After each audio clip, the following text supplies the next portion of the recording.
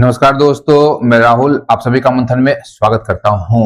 आज के प्राचीन भारत के इस सेशन के अंतर्गत हम लोग दक्षिण भारत के इतिहास को समझने का प्रयास करेंगे।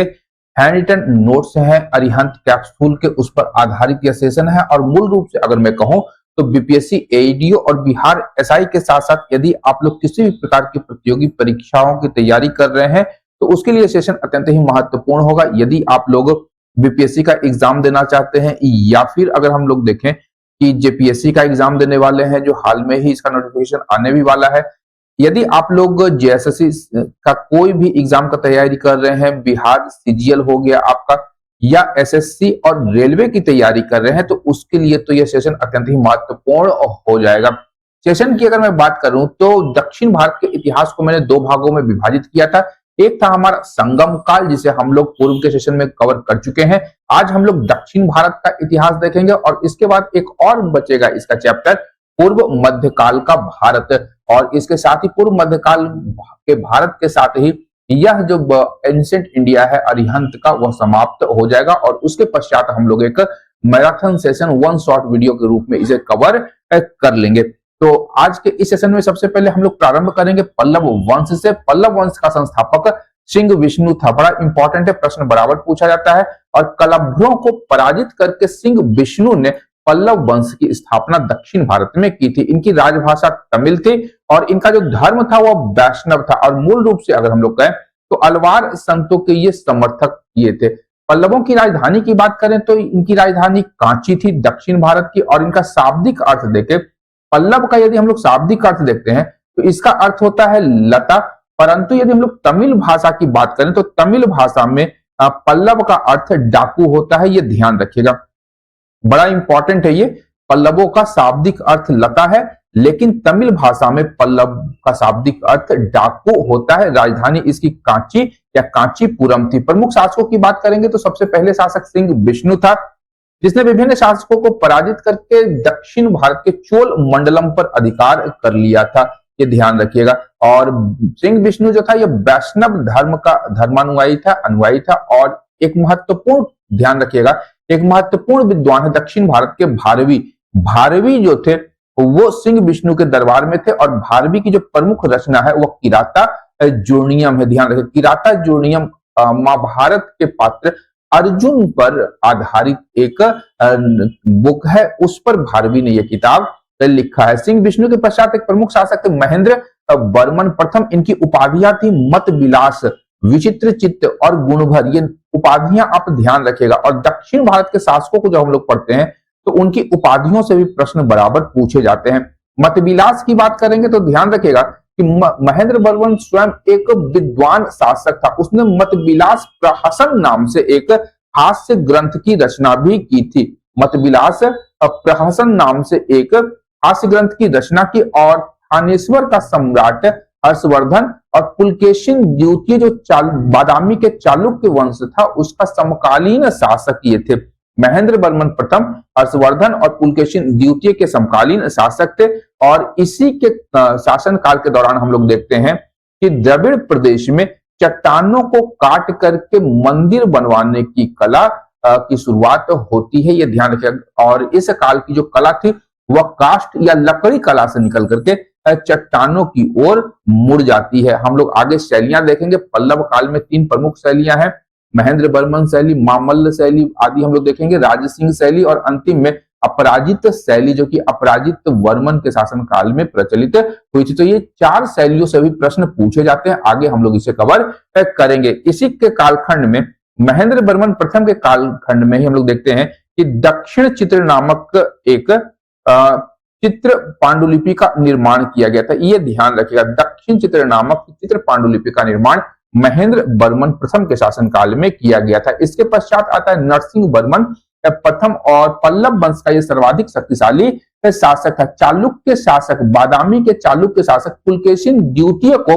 पराजित करके इसने बातापी कोंड की उपाधि धारण कर ली थी और बातापी में एक विजय स्तंभ की स्थापना करवाई थी। और यह ध्यान रखिएगा, ये जो विजय स्तंभ था बातापी के मल्लिकार्जुन मंदिर में इस विजय स्तंभ का निर्माण नरसिंह वर्मन प्रथम के द्वारा किया गया था। यहाँ ध्यान रखिएगा कि चालुक्य के वंश का जो पुलकेशिन द्वितीय शासक था, संभवतः इसी युद्ध में मारा गया था। इसके अतिरिक्त इसके कालखंड की महत्वपूर्ण घटना है महाबलीपुरम के एकाश्म रथ मंदिरों का निर्माण इसे कालखंड में हुआ और इसी के शासनकाल में 641 ईस्वी में चीनी यात्री वेनसांग कांची पहुंचा था और जब कांची पहुंचा था वेनसांग तो उसने अपने यात्रा वृत्तांत में घाटिका जो कि संस्कृत विद्यालय था इसका उल्लेख भी करता है और बताया था कि कांची जो था वहां पर बौद्ध विद्यालय भी उपस्थित था। ये वेनसांग की रचना में वेनसांग ने लिखा है।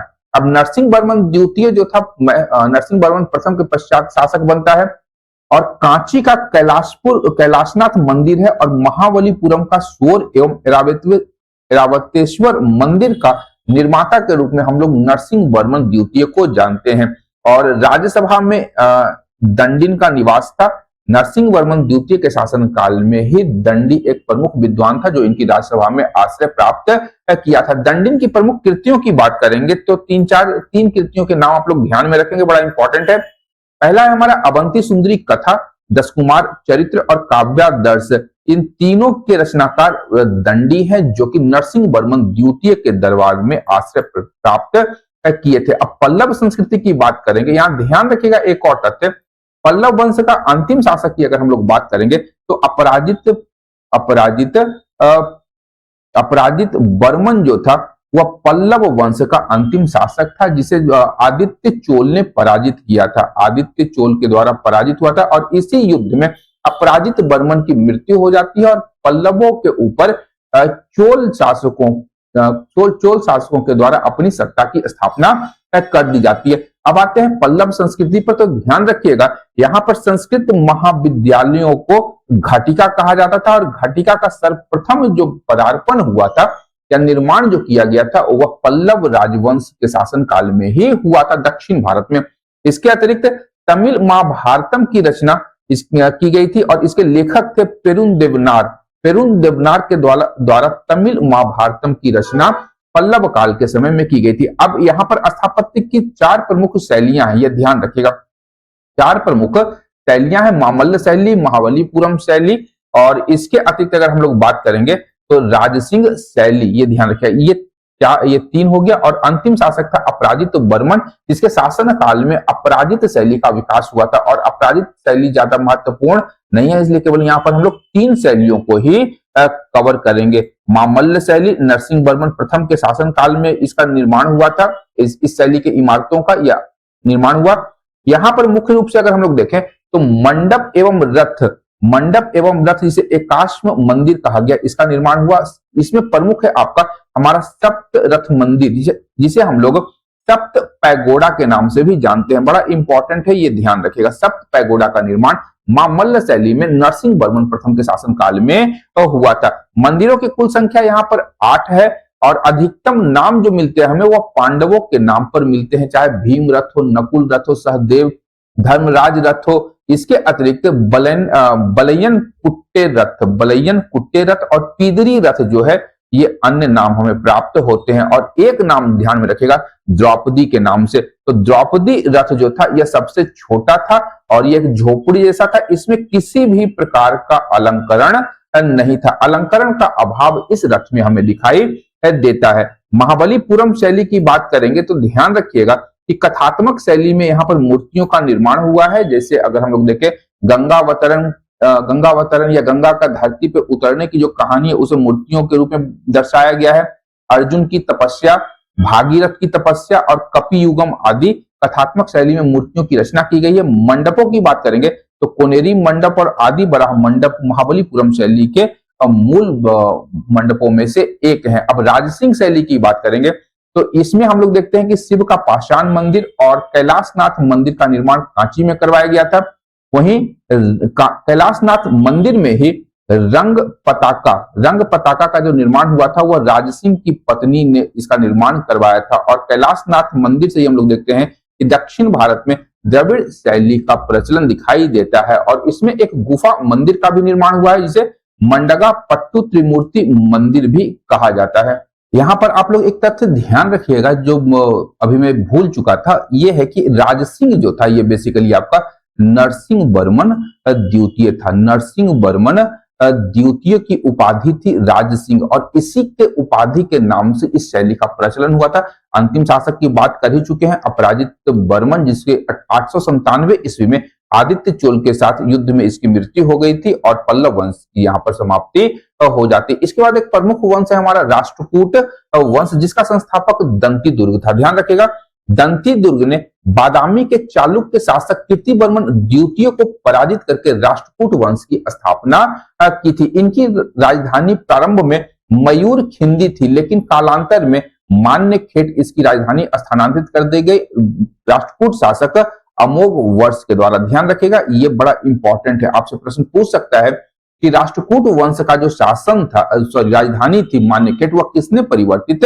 किया था? तो अमोघ वर्ष के द्वारा यह परिवर्तित हुआ था। अब राष्ट्रकूटों की बात करेंगे तो इनके अभिलेखों में राज्याभिषेक को पटबंध संस्कार कहा गया है। राज्याभिषेक को पटबंध संस्कार कहा गया है राष्ट्रकूटों के अभिलेखों में। साथ ही साथ दक्षिण भारत में नागरी लिपि का सर्वप्रथम प्रयोग राष्ट्रकूटों को ही जाता है, और दंती दुर्ग के सामंतगढ़ लेख में सबसे पहली बार नागरी लिपि का उपयोग किया गया था। यह ध्यान रखिएगा, बड़ा इंपॉर्टेंट फैक्ट है दोनों। पटबंध संस्कार और नागरी लिपि का प्रयोग राष्ट्रकूटों के द्वारा किया गया था। इसके अतिरिक्त बात करेंगे राष्ट्रकूटों की, तो ये गौड़ और शिव तथा विष्णु के आयुधों का प्रयोग शासकीय मुद्राओं पर करते थे, और बादामी के चालुक्यों के ये प्रारंभिक सामंत थे, और सामंत से इन्होंने अपनी सत्ता की स्थापना कर दी थी। इसके अतिरिक्त अब पहले शासक की बात करेंगे दंती दुर्ग की, तो यहाँ ध्यान रखिएगा कि दंती दुर्ग के द्वारा उज्जैन पर अधिकार प्राप्त करने के बाद उज्जैन में एक हिरण्य गर्भदान महायज्ञ का आयोजन किया था। और ये बड़ा इंपॉर्टेंट है कि आपसे प्रश्न पूछा जाता है कि पूर्व मध्य काल में हिरण्य गर्भदान नामक यज्ञ का संचालन या आयोजन किसके द्वारा किया गया? तो राष्ट्रकूट शासक दंती दुर्ग के द्वारा किया गया था। इसका उल्लेख हमें संजन ताम्रपत्र लेख के अनुसार हमें यह प्राप्त होता है, ये बड़ा ध्यान रखिएगा। इसके अतिरिक्त दूसरा शासक था अमोघ वर्ष। अमोघ वर्ष की अगर बात करेंगे तो यह एक विद्वान व्यक्ति था, और इसे कविराज मार्ग का लेखक भी इसे माना जाता है। कविराज मार्ग की रचना अमोघ वर्ष ने कन्नड़ भाषा में की थी। साथ ही साथ रत्न मल्लिका की रचना इसने संस्कृत भाषा में की थी। इसके दरबार में यह स्वयं विद्वान था और विद्वानों का भी आश्रय दाता था। तो दरबार में जिनसेन और स्वयंभू दोनों विद्वान थे, और दोनों को इसने आश्रय प्रदान किया था। यह जैन धर्म का पोषक था। ध्यान रखिएगा, अमोघ वर्ष जो था वह जैन धर्म का पोषक था, और अरबी यात्री सुलेमान ने इसके शासन काल में भारत की यात्रा की थी। अरब यात्री था सुलेमान, वह भारत की यात्रा अमोघ वर्ष के शासन काल में ही किया था। अब यहाँ पर अगर हम लोग देखें तो राष्ट्रकूट प्रशासन की बात करेंगे तो ध्यान रखिएगा कि राष्ट्रकूट साम्राज्य जो था उसका विभाजन राष्ट्रों में किया गया। राष्ट्र को विषय में, विषय को भुक्ति, और भुक्ति का विभाजन ग्राम में किया गया था। राष्ट्र जो था इसके लिए मंडल शब्द का प्रयोग किया गया, और राष्ट्रकूट प्रशासन में कुल मंडलों की संख्या या राष्ट्रों की संख्या 20 या 25 होती थी, जिसका प्रधान जो था वह राष्ट्रपति होता था। राष्ट्रों का विभाजन विषय में किया गया, जिसकी संख्या जिला थी, और इसमें 1000 से लेकर के 4000 तक गांव शामिल होते थे। इसके अतिरिक्त ध्यान रखिएगा, विषय का जो प्रधान अधिकारी था वह विषयपति कहलाता था। विषय का विभाजन भुक्ति में किया गया, जिसे हम लोग आधुनिक तहसील के रूप में रख सकते हैं, और इसका जो प्रधान अधिकारी था वह भोगपति कहलाता था, या देश ग्राम कूट राजस्व अधिकारी था, जो कि एक वंशानुगत पद था। ध्यान रखिएगा, राष्ट्रकूट शासन काल में या प्रशासन में देश ग्राम कूट जो था ये आपका एक प्रमुख राजस्व अधिकारी था, और यह पद क्या था? तो वंशानुगत पद था। इसके अतिरिक्त भुक्ति का विभाजन गांव में किया गया था, जो कि मुखिया के द्वारा संचालित होता था, और मुखिया की संज्ञा ग्रामपति या ग्रामकुट और गाबुंड थी। ये ध्यान रखिएगा, ये बड़ा इंपॉर्टेंट है। सबसे निचले स्तर का जो प्रशासनिक व्यवस्था है राष्ट्रकूट वंश में, वह मुखिया को ग्रामपति, ग्रामकुट या गाबुंड कहा जाता था। अब कला की बात करेंगे तो ये इस कालखंड में धार्मिक सहिष्णुता स्थापित थी। इनके मुद्राओं पर विष्णु के वाहन गौड़ और योग मुद्रा में बैठे हुए शिव का अंकन प्राप्त होता है, यानी वैष्णव और शिव के दोनों का इन्होंने समर्थन किया, दोनों को अपना आश्रय प्रदान किया। साथ ही साथ जैन धर्म का प्रचार प्रसार भी इसके शासनकाल में होता है। राष्ट्रकूट वंश के शासकों में अमोघ वर्ष स्वयं जैन मतावलंबी था, यह हम लोग पूर्व में देख चुके हैं। और इसके कालखंड में राष्ट्रकूट शासन के समय में बौद्ध धर्म का मुख्य केंद्र दक्षिण भारत में कन्हेरी था। कन्हेरी की गुफाएं ध्यान रखिएगा, बड़ा इंपॉर्टेंट है। अब आते हैं चोल वंश पर। दक्षिण भारत का सबसे महत्वपूर्ण है, और यह जो चोल वंश है संगम कालीन चोल वंश से संबंधित है या नहीं, इस पर विद्वानों में काफी ज्यादा मतभेद है। चोल वंश की बात करेंगे तो पूर्व मध्य काल में 850 ईस्वी में विजयालय चोल के द्वारा इसकी स्थापना की जाती है, लेकिन इसका जो वास्तविक संस्थापक था वह राजराज प्रथम को माना जाता है। इसकी आवासीय राजधानी या प्रारंभिक राजधानी पलाईयराई थी। पलाईयराई इनकी आवासीय या प्रारंभिक राजधानी थी, और इनका प्राचीनतम निवास स्थान उरैयूर माना जाता है। इनके उत्कर्ष के केंद्र की बात करेंगे तो तंजौर या तंजावुर इनके उत्कर्ष का केंद्र था। राजकीय चिन्ह की बात करेंगे तो बाघ इनका राजकीय चिन्ह था। और यदि हम लोग बात करेंगे तो ये चोल जो थे प्रारंभ में पल्लवों के सामंत थे, कालांतर में अपराजित को पराजित करके इन्होंने अपनी स्वतंत्र राजसत्ता की स्थापना कर ली थी। इनकी राजधानी तंजौर थी, बाद में जो कि राजेंद्र प्रथम के द्वारा राजधानी स्थापित की गई थी, यहाँ पर स्थानांतरण किया गया था। उपराजधानी थी इनकी कांची। पल्लवों की जो राजधानी थी वह कांची ही हुआ करती थी, ये ध्यान रखिएगा। इसके अतिरिक्त अगर हम लोग बात करेंगे चोल इतिहास के स्रोत की, तो पुरातात्विक अभिलेख और साहित्यिक अभिलेख दोनों से हमें चोलों के विषय में विश्वसनीय जानकारी प्राप्त होती है। लेकिन पुरातात्विक स्रोतों को हम लोग प्रामाणिक स्रोत मानते हैं। सर्वाधिक प्रमाणित स्रोतों की सूची में इसे अग्रणी स्तर पर रखा जाता है। और अभिलेखों की बात करेंगे तो चोल काल में जितने भी अभिलेख हमें प्राप्त हुए हैं वो विभिन्न भाषाओं के प्राप्त होते हैं। और मूल रूप से हम लोग बात करें तो दक्षिण भारत में वर्तमान में प्रचलित भाषाओं के अभिलेख प्राप्त होना प्रारंभ हो जाते हैं। तमिल, संस्कृत, तेलुगु और कन्नड़ भाषा के अभिलेख हमें प्राप्त होते हैं चोल काल के। वहीं अगर हम लोग बात करेंगे तिरुवेंदीपुरम अभिलेख जो सर्वाधिक महत्वपूर्ण है चोल काल के इतिहास के लिए, इसमें होयसल राजाओं के प्रति चोल शासकों ने अपना आभार प्रकट किया है। तिरुवेंदीपुरम अभिलेख ध्यान रखिएगा, और होयसल शासकों का विवरण इसमें हमें प्राप्त होता है। दूसरा अभिलेख है मणिमंगलम अभिलेख। इसमें अश्वमेध यज्ञ का उल्लेख प्राप्त होता है, यह ध्यान रखिएगा, बड़ा इंपॉर्टेंट है। दक्षिण भारत में चोल शासकों के द्वारा अश्वमेध यज्ञ का आयोजन किया गया था, और इस अश्वमेध यज्ञ का आयोजन चोल शासक राजराज प्रथम के द्वारा किया गया था, जो कि राजेंद्र प्रथम के पिता थे। मणिमंगलम अभिलेख, ये दोनों अभिलेख आप लोग ध्यान में रखेंगे। अब बात करते हैं साहित्यिक कृतियों की, तो अगर हम लोग बात करेंगे तो सबसे पहले कलिंग तुपर्णी जैन गुंदर के द्वारा रचित है। ये कलिंग तुपर्णी जैन गुंदर की रचना है। पेरिया पुराणम सेकिलियार का रचना है। वीर सोलियम बुद्ध मित्र की रचना है। और महावंश में हमें परांतक की विजय और राजेंद्र प्रथम की लंका विजय का उल्लेख हमें प्राप्त होता है। ये महावंश दक्षिण भारत का महत्वपूर्ण ग्रंथ है। इससे हमें अशोक से लेकर के बौद्ध धर्म के विषय में भी काफी ज्यादा जानकारी प्राप्त होती है।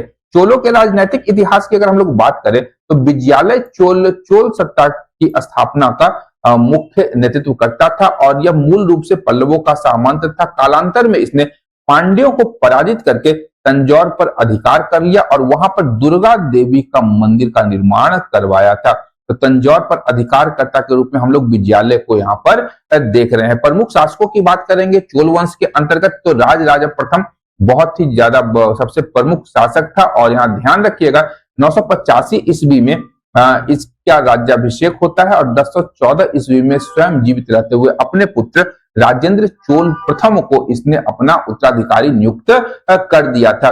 इसका जो वास्तविक संस्थापक था अगर चोल राजवंश की राजनीतिक सत्ता का, तो इसे हम लोग राजराजा प्रथम को कह सकते हैं। इसका जो प्राचीन नाम था, इसका जो मूल नाम था वह था अरिमोली बर्मन। अरिमोली बर्मन राजराज प्रथम का मूल नाम था, ये ध्यान रखिएगा। और राजराज की उपाधि जो थी इसने अपने राज्याभिषेक के अवसर पर यह धारण की थी। श्रीलंका का शासक था आपका महेंद्र पंचम। महेंद्र पंचम को इसने पराजित करके उसकी राजधानी अनुराधापुर पर अधिकार कर लिया था, और वहां पर एक नवीन राजधानी पोल्लनरुवा का स्थापना किया था। पोल्लनरुवा की स्थापना श्रीलंका में किया गया था और इस राजधानी का नया नाम जननाथ मंगलम इसने रखा था। पोल्लनरुवा को नई राजधानी बना करके उसका नाम जननाथ मंगलम रखा था। यहां ध्यान रखिएगा कि महेंद्र पंचम पर जब इसने आक्रमण किया था तो महेंद्र पंचम श्रीलंका के दक्षिणी दिशा की ओर भाग गया था, लेकिन राज राजा ने संपूर्ण श्रीलंका पर विजय प्राप्त नहीं की थी। संपूर्ण श्रीलंका पर विजय राजेंद्र चोल प्रथम के द्वारा किया गया था, यह ध्यान रखेगा। इसके अतिरिक्त जयगोंड की उपाधि इसने पांड्य विजय के उपलक्ष्य में धारण की थी। जयगोंड की उपाधि राजराज प्रथम के द्वारा पांड्यों पर विजय के उपलक्ष्य में प्राप्त की गई थी। इसकी अन्य उपलब्धियों की बात करेंगे तो इसने चोल साम्राज्य की संपूर्ण भूमि की पैमाइश करवाई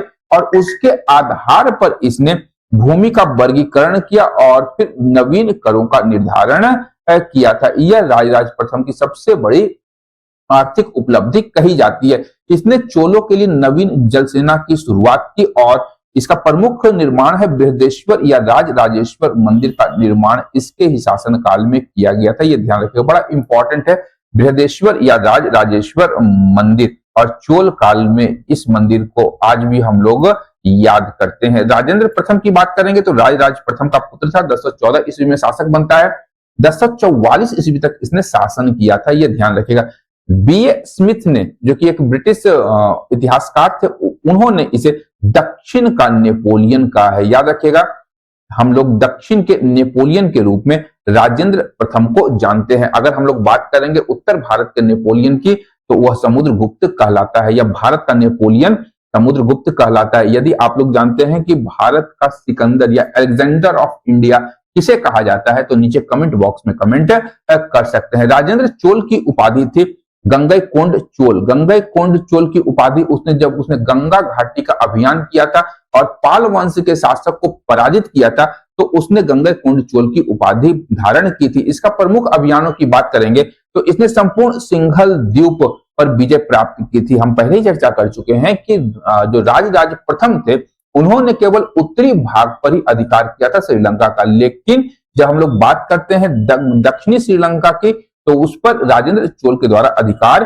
किया गया था। और राजेंद्र चोल के द्वारा महेंद्र पंचम को बंदी बना करके चोल राज्य लाया जाता है, जहां पर 12 वर्ष तक उसे कैद करके रखा जाता है, जहां वहीं पर उसकी मृत्यु हो जाती है। इसका उल्लेख हमें महावंश साहित्य और करंदे ताम्रपत्र में यह उल्लेख हमें प्राप्त होता है। करंदे ताम्रपत्र का संबंध हमारा राजेंद्र चोल से की श्रीलंका विजय से है, यह ध्यान रखिएगा। इसके अतिरिक्त अगर बात करेंगे तो उसने दक्षिण पूर्व एशिया की विजय की, जिसमें कड़ाराम, श्रीविजयम, आपका अंडमान निकोबार, अराकान बर्मा है, पेगु बर्मा को भी इसने अपने अधिकार में कर लिया था। कलिंग विजय की बात करेंगे, कलिंग वर्तमान उड़ीसा को कहा जाता है। तो कलिंग घाटी का जो विजय था इसका मूल उद्देश्य था कि जब वो गंगा घाटी में अभियान करे तो उससे पूर्व अपनी शक्ति का परीक्षण करने के लिए कलिंग पर अभियान किया था राजेंद्र चोल ने। और उसके बाद गंगा घाटी का जब इसने अभियान किया तो उसमें जो नेतृत्व करता सेनापति था वह था विक्रम चोल। विक्रम चोल के नेतृत्व में ही गंगा घाटी का अभियान राजेंद्र चोल के शासन काल में किया गया था। और उस समय के पाल वंश के शासक महिपाल को इसने पराजित किया था। उसके पश्चात हम लोग देखते हैं कि इसने गंगईकोंड चोलपुरम की उपाधि धारण की, साथ ही साथ अपनी नई राजधानी बसाई गंगईकोंड चोलपुरम के रूप में। और यहाँ ध्यान रखिएगा कि इसे गंगा जल से अभिषिक्त यहाँ पर एक जल स्तंभ का भी निर्माण करवाया था राजेंद्र चोल ने। इसकी अन्य उपलब्धियों की बात अगर हम लोग करें तो इसने चोल गंगम नामक एक तालाब का निर्माण किया और एक नहर निर्माण की इसने शुरुआत करवाई थी। इसने वैदिक साहित्य के अध्ययन के लिए विद्यालयों की स्थापना करवाई थी, इसीलिए इसे पंडित चोल भी कहा जाता है। बड़ा इंपॉर्टेंट है ये, पंडित चोल किस चोल शासक को कहा गया तो ये ध्यान रखिएगा, राजेंद्र प्रथम को कहा गया। और 1033 ईस्वी में इसने अपना दूत मंडल चीन भेजा था। ध्यान रखिएगा, जब महमूद गजनवी ने भारत पर आक्रमण किया था तो उस समय चोल वंश का शासक राजेंद्र प्रथम ही था। या सोमनाथ के मंदिर पर जब आक्रमण किया था महमूद गजनवी ने तो राजेंद्र प्रथम चोल वंश का शासक था। अब चोल प्रशासन की अगर हम लोग बात करें तो प्रशासन के शीर्ष पर सम्राट था जिसे पेरुमन या पेरुमाल आदि का प्रयोग किया था। पेरुमन या पेरुमाल आदिगल का अर्थ होता है आपका महान। महान शब्द का प्रयोग किया गया था शासक के लिए। शासक के पश्चात दूसरा प्रमुख पद होता था युवराज का, और इसकी नियुक्ति जो होती थी युवराजों की, वह उसकी योग्यता के आधार पर होती थी, न कि ज्येष्ठता के आधार पर। और इसके पश्चात हम लोग देखते हैं कि एक प्रशासनिक नौकरशाही तंत्र का एक बहुत बड़ा ताना बाना इस साम्राज्य को चलाने के लिए बुना गया था। नौकरशाही की बात करेंगे तो एक विकसित अधिकारी तंत्र का विकास किया गया था। अब यहाँ ध्यान रखिएगा कि यहाँ पर अधिकारियों को कुछ नाम दिए गए थे। जैसे अगर हम लोग बात करेंगे पेरुंदनम, पेरुंदनम सबसे ऊपर की श्रेणी के अधिकारियों को कहा जाता था।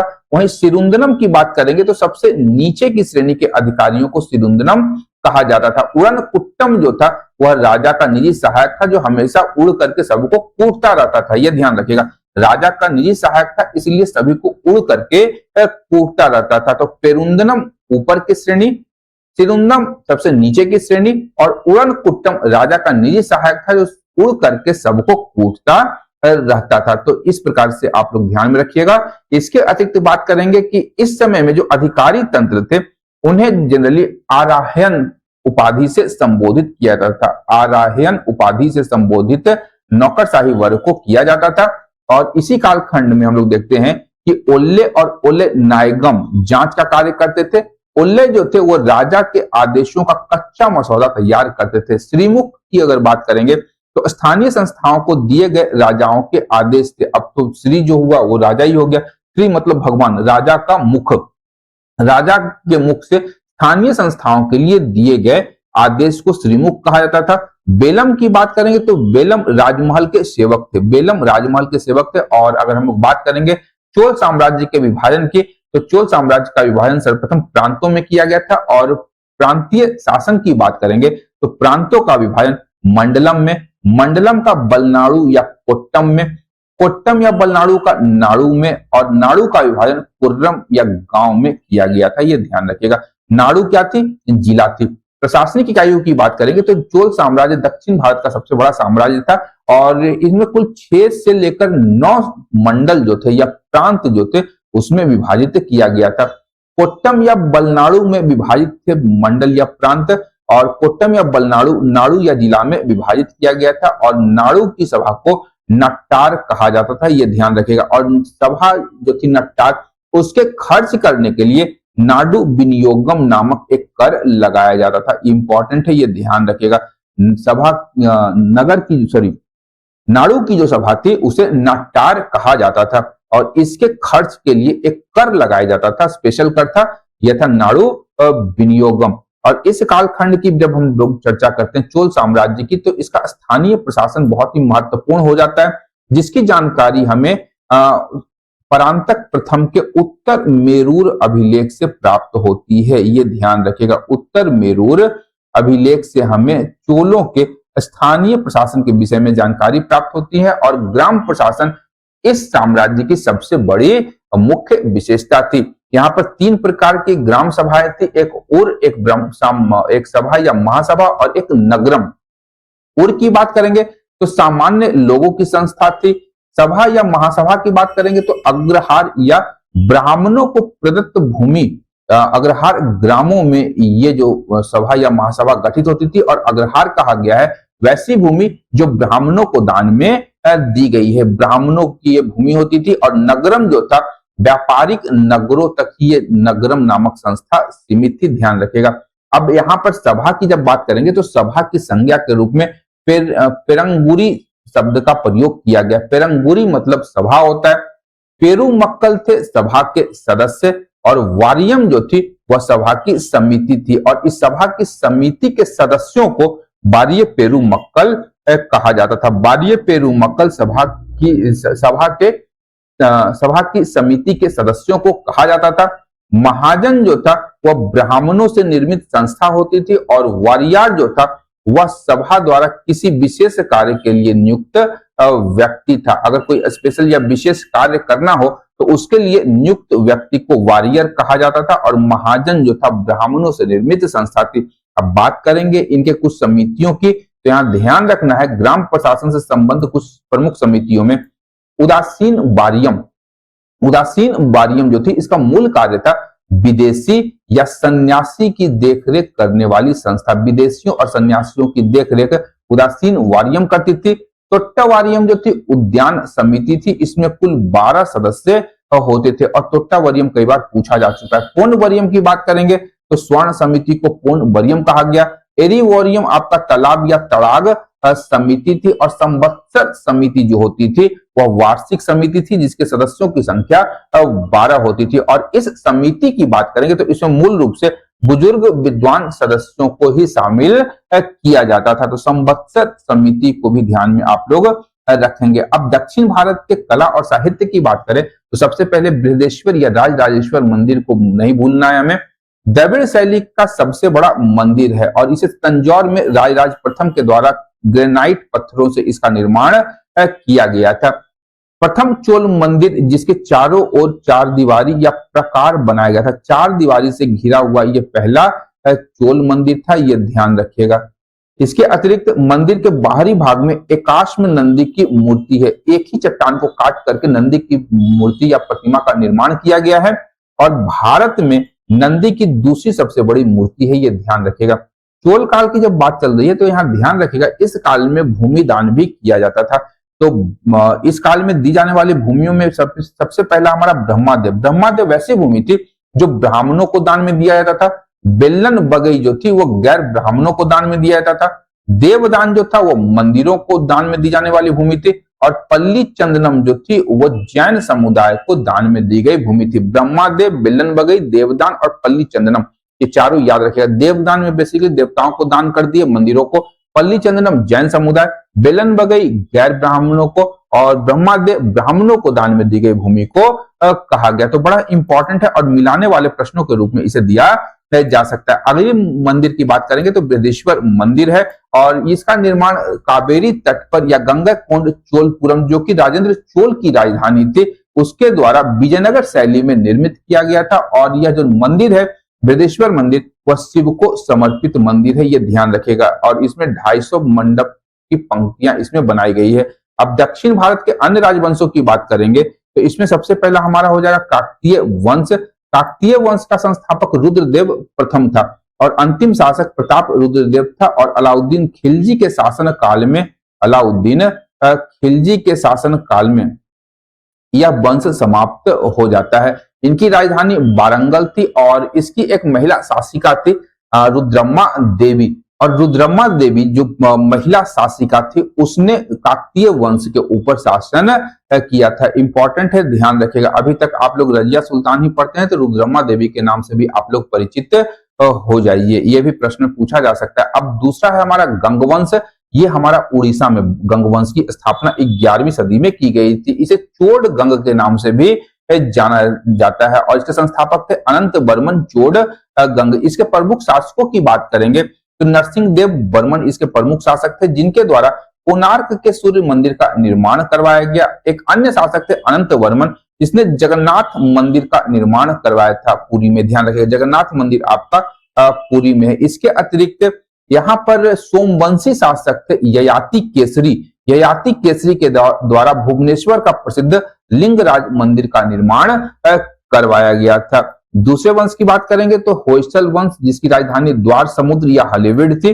द्वार समुद्र या हलेविड इनकी राजधानी थी। और यहाँ पे ध्यान रखिएगा इनके संस्थापक विष्णु वर्धन थे जिसने चिन्ना केशव मंदिर का निर्माण करवाया था। अंतिम शासक था वीर बल्लाल। वीर बल्लाल को अलाउद्दीन खिलजी के सेनापति मलिक काफूर ने पराजित किया था और इसके बाद यह वंश भी समाप्त हो जाता है। और फिर अंत में हम लोग आते हैं देवगिरी के यादव वंश की ओर जिसका संस्थापक भिल्लभ पंचम था। भिल्लभ पंचम के द्वारा यादव वंश की स्थापना देवगिरी में की जाती है जो वर्तमान दौलताबाद के रूप में हम लोग जानते हैं। और मोहम्मद बिन तुगलक ने देवगिरी के रूप में ही अपनी दूसरी राजधानी दौलताबाद स्थापित की थी। एमबीटी मोहम्मद बिन तुगलक ने दौलताबाद की स्थापना की थी। यहाँ का सबसे प्रतापी शासक था राजा सिंघन और अंतिम शासक था राजा रामचंद्र जिसे अलाउद्दीन खिलजी के शासनकाल में पराजित कर दिया था। तो दक्षिण भारत के इतिहास के अंतर्गत आज का सेशन हम लोग यहीं रखेंगे और अंत तक देखने के लिए धन्यवाद। देखते रहिए मंथन क्योंकि मैं इस प्रकार के वीडियोस लाता रहता हूं। Thank you.